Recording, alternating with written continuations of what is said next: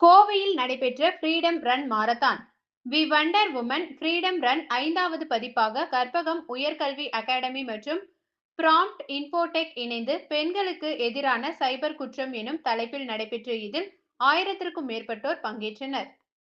கோவையில் கடந்த 4 ஆண்டுகளாக வி வண்டர் உமன் சார்பாக ஃப்ரீடம் ரன் மாரத்தான் நடைபெற்று வருகிறது. இந்நிலையில் we wonder women freedom run 5வது பதிப்பு கற்பகம் உயர்கல்வி அகாடமி மற்றும் பிராம்ப்ட் இன்ஃபோடெக் இணைந்து பெண்களுக்கு எதிரான சைபர் குற்றம் எனும் விழிப்புணர்வு மாரத்தான் கோவை நேரு ஸ்டேடியம் வளாகத்தில் நடைபெற்றது. வி வண்டர் விமன் சார்பாக 5வது ஆண்டாக நடைபெற்ற இதில் 10 மற்றும் 5 கிலோமீட்டர் என இரு பிரிவுகளில் மாரத்தான் மற்றும் 5 கிலோமீட்டர் தூரம் வாக்கத்தான் நிகழ்வும் நடைபெற்றது.